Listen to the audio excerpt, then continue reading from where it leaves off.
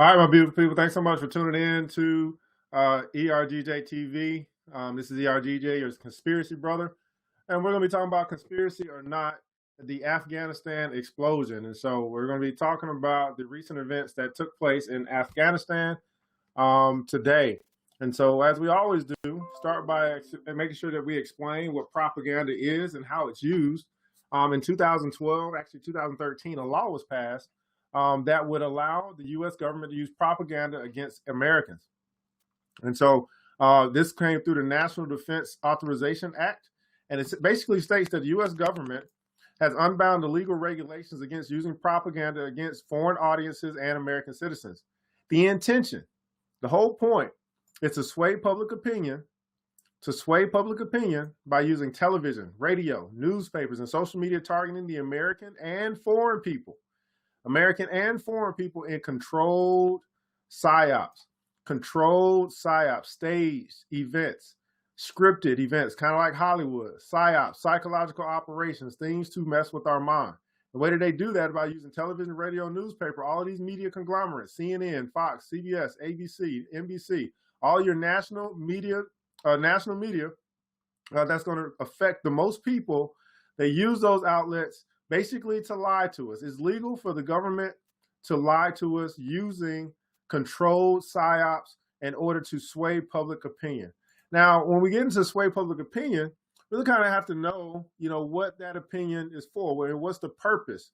What are they doing? And so typically what you'll see is there's an agenda that's put forth, and we'll be able to determine based on those agendas whether or not it's a psyop or if it's something like that.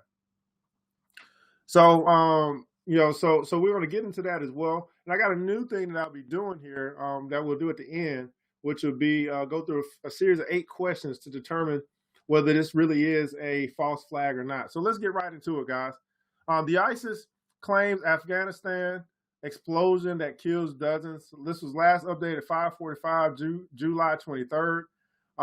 This is the last update from CNN.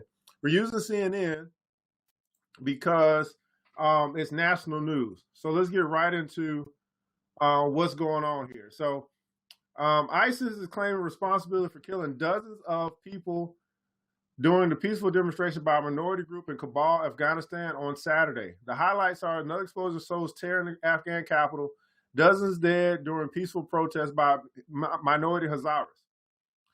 So a quote, I saw tens of people laying down in blood around me and hundreds of people running away from the scene, said Fatima Fazi, an Afghan freelance journalist. That's interesting. So she used the term tens of people.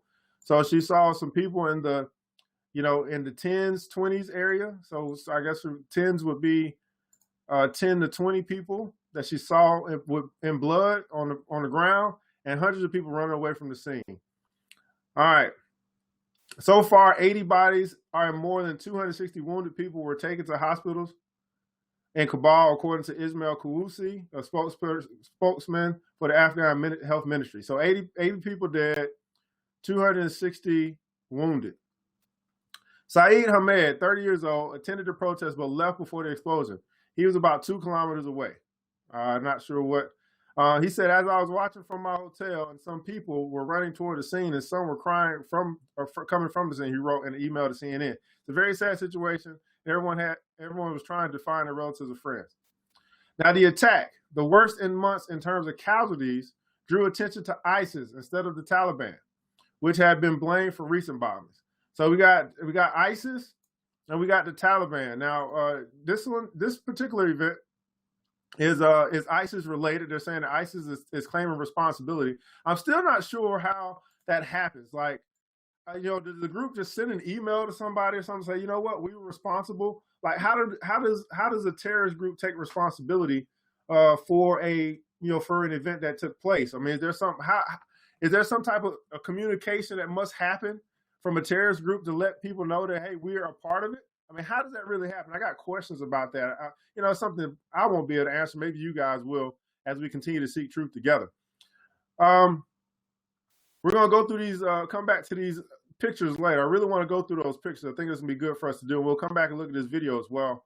So we had two ISIS fighters detonated. Here's the story: two ISIS fighters detonated their suicide belts among the protesters. According to the ISIS media wing, Amaq, a third attacker was killed by security forces before detonating his bomb. According to the Afghan security official speaking on condition of anonymity. Anonymity. I can never say that word. Anonymity. All right, so an anonymous person basically said there was a third attacker and he was killed by security forces. That's interesting. So we had some bombs go off, but then we had a third person that was trying to have a bomb go off, but he was killed by security forces. I find that a little bit hard to believe because as soon as one bomb goes off, there is running all over the place, even from the cops. I mean, we're talking about a bomb here. And so security forces were able to take down the third attacker before he detonated his bomb. I find that very, very suspect, hard to believe. Anyway, that's the story. So the jihadist terrorist group has been stepping up attacks worldwide, and most recently in Afghanistan, while losing territory in its self-proclaimed caliphate in Iraq and Syria. The blast in Kabul on Saturday afternoon happened during a demonstration by members of the Hazara, a Shiite minority group. So it seems to always come down to a minority near the Afghan parliament building at Kabul University. Afghan President Ashraf Ghani ordered flags and a notion to be flown at half-staff. So you hear a half-staff, that's a symbol of distress. That's a symbol of when the flown. That's a symbol of distress and mourning when flags are flown at half-staff. So it's a symbol of distress and a symbol of mourning when flags are flown at half-staff. So whenever you hear that term, it means that's a country or an area that's in distress. It's an area that's in mourning. Now, of course, when you talk about 80 people dead, 200 people wounded, that would definitely be a time of distress. Here's a map of where Kabul is. Now, the protesters were demanding a planned power line be rerouted through the poverty-stricken Bamiyan province to ensure electricity in a relatively isolated area of West Kabul. Accounting for up to 1/5 of Afghanistan's population, Hazaras, a Persian-speaking people who mainly live in central Afghanistan, have long been branded outsiders for their Shia faith and far Asian features in the country dominated by followers of the Sunni branch of Islam, according to the 2008 National Geographic article. So this is interesting, guys. This tells us a little bit about the this attack on a minority group that makes up 1/5 of the Afghan population. They're fighting for a right to have electricity, and they are they're considered outsiders because of their faith, because of their religion. Or I guess the part of their religion, which may be different from, I guess, the dominant part of the population. So the Hazara in the past have demanded the government protect them from the attacks blamed on the Sunni, Taliban, and ISIS. So it seems like they've had some issues with the Taliban and ISIS in the past. Again, this is a minority group. Again, this is a group that is that's considered an outsider in that particular country. This is interesting, guys, because there's a minority group in the United States that is fighting for its rights as it relates to your African Americans and the establishment, the police that are there's not a war, but there's conflict between African American community and the police, and so it's very interesting that we have in another country, not interesting, but in another country we have very similar, that there's a group. There's a minority group that is fighting for equal rights. When we say equal rights, they're trying to get electricity to their city or to where they live, which is an isolated area. They're doing a peaceful protest, and then you have this terrorist group who comes and stops that protest or comes and impacts that protest. And that's I just find that to be a very interesting link. So on November 11th, thousands of protesters marched through Kabul with coffins containing the decapitated bodies of 7 Hazara, 4 men, 2 women, and 1 child. The protesters called for justice for the beheadings, chanting slogans, seeking death for the Taliban and ISIS.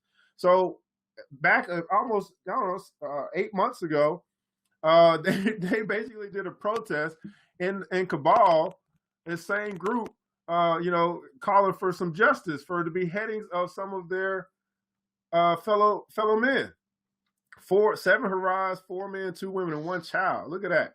Seeking death, chanting slogan, seeking death for the Taliban and ISIS. So this is the Hazara group that are fighting against the Taliban and ISIS. But really, they're fighting against the Taliban. I tell you that guy, I would say that. ISIS to me is just another terrorist group that's been fabricated, but they continue to push forth the narrative of conflict in foreign countries. So that's interesting. So this is what led up to where we are today. So they didn't have any coffins today. This is from before.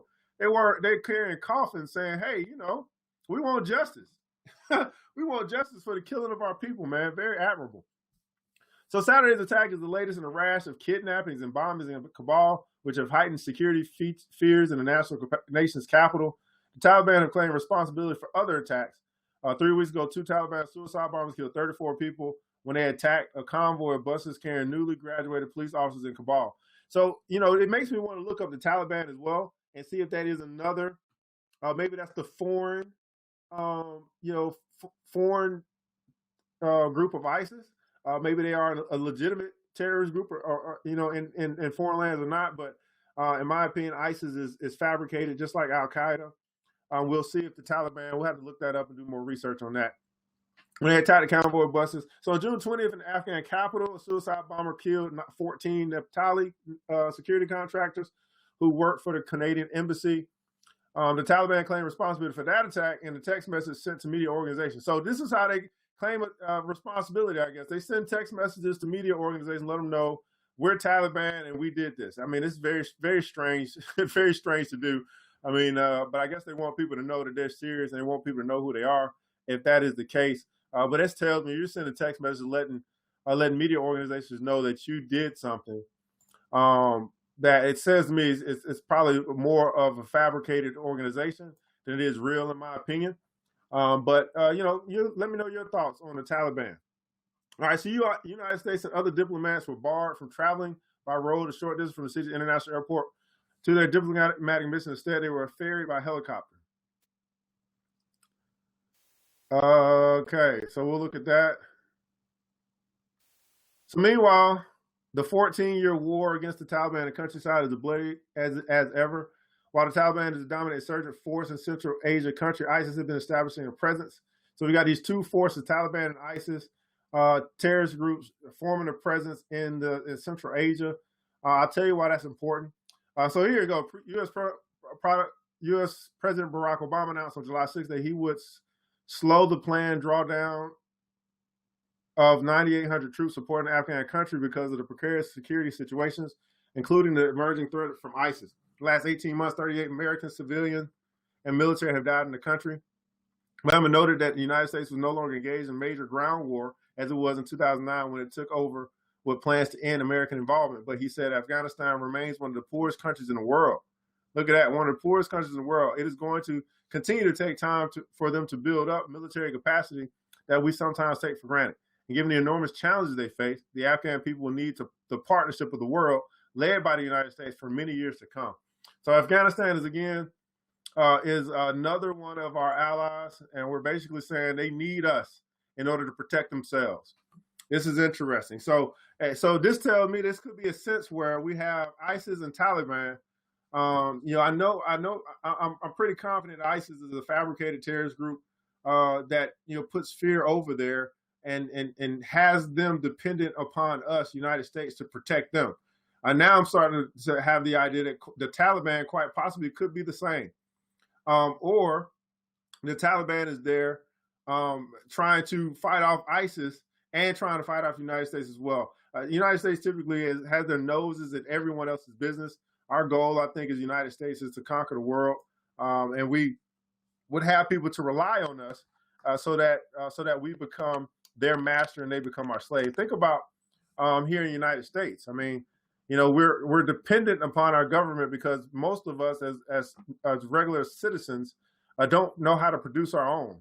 So we have to rely on the government to provide for us. I mean, I'm not talking about just working. I'm talking about, how many of us know how to go out and farm and create our own food? There's a lot of things that we don't know how to, we haven't been trained to do.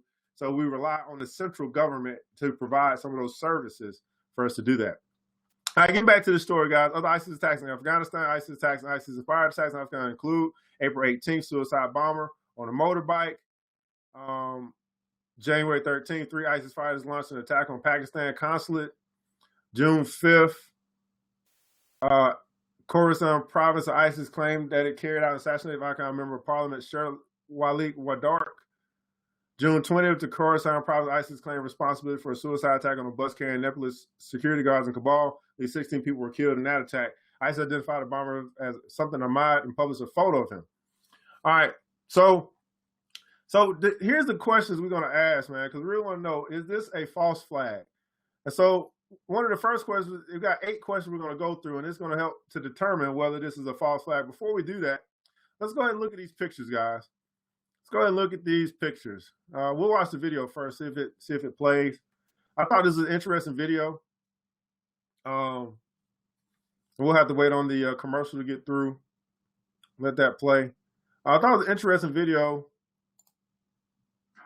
At BMW, we've always celebrated the drive of vision. So I was playing. Let's go and look at these pictures. So here's a picture of before the deadly explosion. Thousands of them. They're doing their protesting for electricity. Star Province is the second major protest over the issue this year. So they're doing a peaceful protest. Obviously, it's a planned protest. Let's look at this video. We'll come back to the pictures.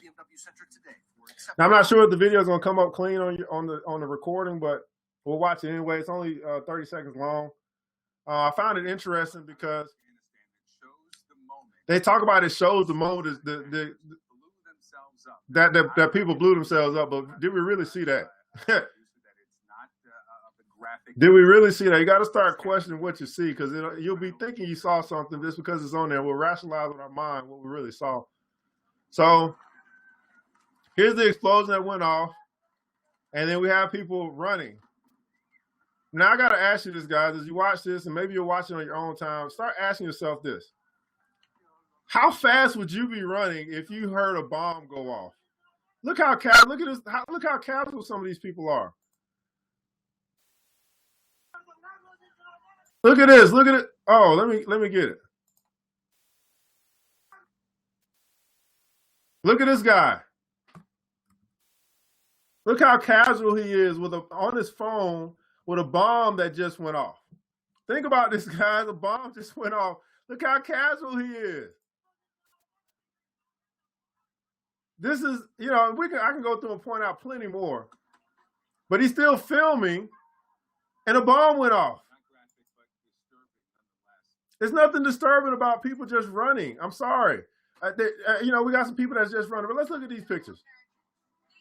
Let's look at these pictures, and then we'll wrap this thing up. I don't want to do that. Stop this. I don't know what they're doing. All right. So let's look at these pictures. So here in this picture, guys, we got a banner in the colors of the Afghan flag used to cover victims' blood after the deadly explosion. So they put out this long flag. It seems to be pretty straight. So I guess everyone that died in a straight line and had blood. I'm not quite sure. Nothing really tells us there. We got some graphic pictures coming up. Now look at this picture, guys. So I guess the bomb went off, and I guess some debris just went on these individuals here. These 2 individuals here. He's got a little thing on his arm, but where's the rest of his clothes that should be really blown up? I mean, he's got, I guess he just got hurt on one arm, so he's not really, he doesn't look like he got blew up. He doesn't really look like he got blew up, other than he got some dirt on their clothes. I mean, they're dirty. I mean, but look, they're in asphalt. I guess maybe the explosion took place, but this is supposed to be a dead person here. Look at this. This looks like some fake blood. This really doesn't look like it's real blood here. We'll see what real blood looks like in just a second. That looks like some fake blood. I'm not really buying that blood there. We'll see what real blood really looks like, especially after it's been on the ground for a while. It definitely doesn't have the this bright red color. But I found this interesting. I mean, what happened to you? I mean, was it just, you just got dirty? I guess you got hurt on the arm, but you got blood on one arm and not the other. Really no blood here, just some dirt. It looks like it was they were fixing a road or something, you know. So at any rate, let's go to the next picture. Now this is fake blood. Blood doesn't look like that, guys. It doesn't. It looks more like this than it does look like this after it's been out of the body and sitting on the ground. So again, volunteers carry blood, bodies of victims. So I guess it's a body that's in here. And again, I'm not saying that no one passed away, no one got hurt. I'm not questioning the loss of life, but I am questioning some of these pictures that we see here. Now look at this. I found this interesting. So this is an injured boy being carried to the hospital. So let me ask you this, guys. Where are his clothes? Did he get blown up to the point where his clothes were blown off of his body? Where are his clothes? Why are they carrying a naked man, a naked boy? He's injured. He's not dead. They're saying that he's injured. Carrying him to the hospital. Where are his clothes? Everyone else has clothes on. Was he in a position where he got blown up and all his clothes got blown up? Where are his clothes? Does he not wear clothes? He's got an injury right here on his leg, or he's got a bandage on his leg. He's got some feet. It looks like he no clothes, no shoes, no socks. Everyone else has clothes on. Where are his clothes? Is this to make it look like his clothes got blown off? If that's the case, he'll have more than this bandage. He'll have more. He'll actually have some blood coming from somewhere. This is not blood. I mean, it looks more like he's stepped into some dye than it's actually his feet are bleeding. His feet aren't bleeding. He's, like, where is the real blood? Where is his clothes? What is this picture that we're looking at? Why does he not have clothes on? And we can see one bandage. It says Cabal Blast kills dozens. He's not dead though. They're saying they rushed him to the hospital. Look at this. He's got the syringe on him in the book bag. Where are the ambulance? Where's the ambulance at? Now, here's an ambulance, someone that's got put into an ambulance. Now this looks pretty darn real right here. Look how the blood really looks, Injured man is moved in an ambulance after the explosion. He looks like he really got hurt. This is probably one of the casualties that really did take place. And that, I'm not going to question anything about this. Again, I don't question loss of life. But we got this guy that's got some real ambulance. It looks like some real ambulance assistance, real medical assistance. Whereas in the previous picture, they're just carrying a boy with no clothes on. This looks very suspect, this picture. All right. Now we get to a guy who's talking on his phone. He's saying he's carried some blood, carried dead and wounded, right? Now let me ask you this, guys. If he really has carried dead and wounded people to help, he's a bloody man. If he's carried bloody people, he has on a white outfit. How come he only has blood on one place on his white outfit? He's got blood on his hands, and he's got a little bit of blood supposedly on his white outfit. Now, what do you think? If you were carrying a bloody person or carrying wounded, multiple, it looked like you carried multiple wounded, your white outfit is only going to have a little bit of blood on it? No, I think not. I think your outfit is going to have tons of blood on it, on your arms, on your, all down here. You're going to have blood all over the place if you were carrying dead and wounded people. Imagine him carrying this guy. Imagine if he was carrying this guy.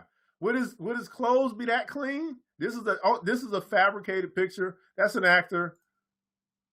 Not quite sure about that one. That could be real. This is an actor. That is an actor, guys. That is not real. Where is his clothes? Where is his blood? This is crazy. He's got blood on his hands, but where's the blood on the outfit if he carried dead and wounded people? All right, now I found this interesting as well. Look at this. Now this blood looks pretty real, but I found this interesting. So the sandals that's left remain at the scene. You got sandals. You got matching pairs. Look at this. One, that's a matching pair. You got matching pairs. If their sandals are down here that were blown away or blown here and left here intact, where are the clothes that got blown off of the people that supposedly are dead? You can't make this stuff up, guys. Look at this. Got injured here. I'm not going to question whether this is a real injured person. Again, there are some casualties. Help a man who's injured dead explosion, so maybe he did get injured. Maybe not. I'm not quite sure. This could very well be real. A couple people probably did get injured. I'm not really into theatrics, so I don't know whether that's real or fake blood in this particular one. but I'm gonna take this as being real. It's probably a real picture. And again, I'm not saying that no one got hurt, but look at this. Look at the property, the belongings left to victims. Look at all this property that's been left. So before they had the picture going with nothing on it, and I guess they came back and they put all of the property that's left over from the victims to make us have the belief that this is how many people we lost. And I'm going to say this, guys. This looks very, very, very suspect. This picture here. I mean, you just gathered all their belongings. None of their belongings seem to be soiled much at all. And we had an explosion that took place. There'd be stuff all over the place. You really wouldn't be able to capture much from people that lost, especially talking about you lost 80 people and had 200 wounded. But that very well could be real. This is it just seems like they're just putting icing on the cake here. But of all the pictures that I saw, man, here, this one passes the smell test for me. For me, this doesn't pass the smell test. This doesn't pass the smell test. This could pass the smell test. It could be the same person we just saw. Matter of fact, we got this guy here with a bandage on his head, some clothes like that. It could very well be the same individual that's here. Look at that. Look at that head sticking out. One person. That's the same guy. This is the same person. Look at this. This is the same person. I think that's the same person here. Yep. I think that's the same person. Same picture. So one actor, or quite possibly could have been injured. One person in here, and it's the same person that's here. When you start really critically looking at this stuff, guys, it takes on a whole new meaning. So let's go through these 8 questions here to see if it's a false flag. Does it have immediate national coverage? The answer is yes, it does. Does this fit a particular agenda? Again, we got ISIS involved. That means yes, it does. The political agenda of ISIS is the attack on Muslim people. It has something to do with the Muslim regime or the agenda against Muslims. And obviously, in this particular case, we have Afghan, which means that which is a poor country, and the United States still want to rule over that country and make them dependent upon us for their military help. All right. So does this incite intense emotions? Yes, we see blood everywhere. We see supposedly dead people. So does this inspire intense emotions? Yes. Does initial media stories conflict with the official story? Well, I don't know. We haven't been followed that long. So that's an NA. I don't know. Typically, the story will continue to change. We know that we continue to get more head count as far as bodies that are gone. So we'll see what happens there. We can come back to that question later if we were to do a follow-up. But for right now, that's NA. Do you see any dead bodies? You see any dead bodies? I would say the answer is no.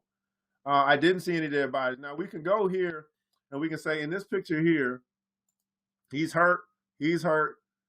Do we see a dead body? They said he's carrying a dead body, but do we see a dead body? No. We can make the assumption that he really is carrying a dead body. We see some fake blood here on the ground, so this very well could be fake as well. We don't see a dead body. And then the other picture here, and again, we see some fake blood on the ground. We see someone covered in a flag. Do we see a dead body? No, we don't. We see something on the ground. It could very well be a dead body, but we don't see a dead body.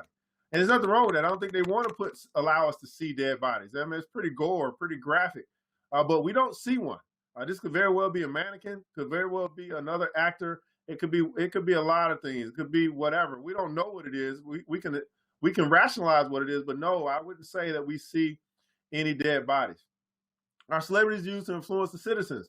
That's going to be a no. I don't have any celebrities out right now. Typically we probably won't see celebrities in a foreign attack.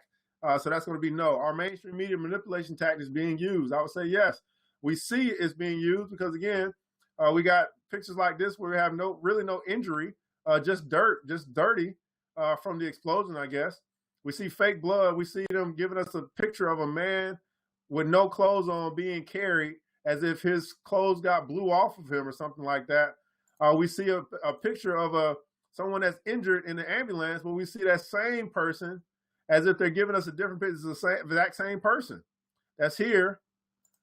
So we do have manipulation tactics in place.